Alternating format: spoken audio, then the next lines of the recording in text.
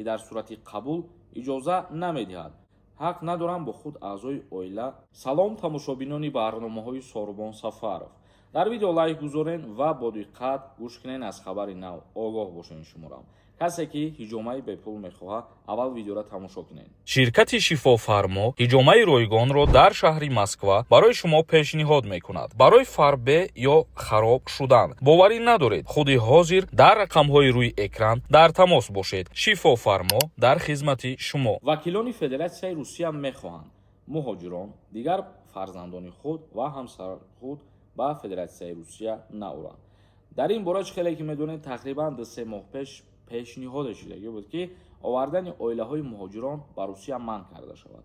ва инчунин боз вакилони Федератсияи Русия тарҳи қонунеро ба Думаи давлатӣ, палатаи поёнии парлумон аз сари нав пешниҳод карданд, ки дар сурати қабул иҷоза намедиҳад муҳоҷирони кории тоҷик зану фарзанди худро ба Русия оранд.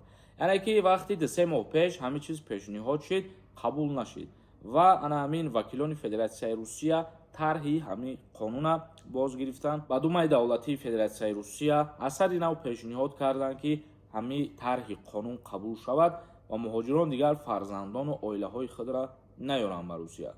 дар тарҳи санаде ки чанде аз вакилони муҳоҷирон рус ба парлумон пешниҳод карданд, омадааст ки муҳоҷирони корие меоянд ҳақ надоранд бо худ аъзои оила ба Русия биёранд, ба истиснои шаҳрвандони Беларусия ва мутахассисони бо таҷрибаи хориҷӣ.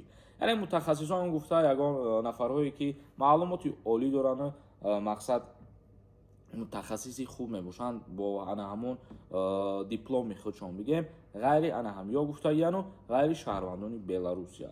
ва дар ин чиз боз рад мешавад ё қабул мешавад, ҳеҷ чиз гуфта намешавад. агар ки Думаи давлатии Федератсияи Русия ин чиза қабул кунад, баъдан тағйироти иловаҳо ворид карда мешаваду ин чиза манъ мекунанд. ҳозир бигем бори дуюмае ки пешниҳод кардесанд, вале ҳамин чиз қабул нашидесанд. комментарияҳоро мехонем, камтар ба саволотон ҷавоб мегардонем. границаи Қазоқистон бихоҳем пересикат кунем, номеро да занг бизанед, шуморо граница мебарам. Каримхон нависондаед. салом брат, ман 27 дир омадам, ба қапан мебарам хизмат. нафарое ки 27 сола шидагиен аз даъват ба хизмати ҳарбӣ аллакай озод ҳастем. як нафари дигар нависондай: салом акаи Сорбон, хизмат сар шида ё ки не? ҳозир рафтесай? бале, бигем хатона мекунем аз 1 октябр, яъне ки аз ана пагаҳ сар мешавад то охири моҳи ноябра давом мекунад.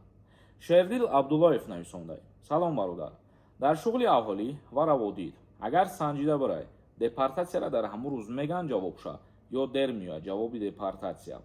шумо шуғли аҳолӣ яъне ки бирен проверка кунем барои депортон, ҷавобаш дар муддати 10 рӯз бо тариқи ана ҳамун хатӣ, мисол бо тариқи чопӣ ба шумо дода мешавад. яъне шумо бирен сразу ба шумо ҷавоб намегардонад. 10 рӯз, як ҳафта муҳлат дорад, баъд мерен ҳамун копияша мисол мегирен дар варақа чоп кардагӣ, ҳамаша мехонехтон. як нафари дигар нависондай: салом ака, 8 моҳ прописка надорам, хона равон чӣ хел мешида бошад? прописка надоштан аллакай як нарушения кардан ба ҳисоб меравад.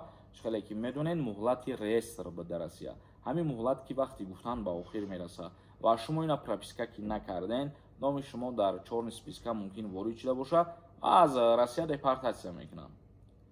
як нафари дигар нависондае ки: ассалому алайкум, мошини 2007 дар учёт монда мешавад дар Тоҷикистон, пешакӣ раҳмат. соли 2007 яъне бугӯи растамошка карда мешавад? Не, намешавад. агар шумо ҳамчун меҳмон биёен вориди Тоҷикистон шавен, иҷозат метиҳанд. растамошка ҳозир аз соли 2013 боло шидагиай, мутаассифона солҳои кӯҳна дигар иҷозат нестай. саволо боша, бародарои азиз, бинависен дар комментария, боз ба саволои шумо ҷавоб мегардонем. худованд ҳамаи мо шуморо нигаҳбон бошад.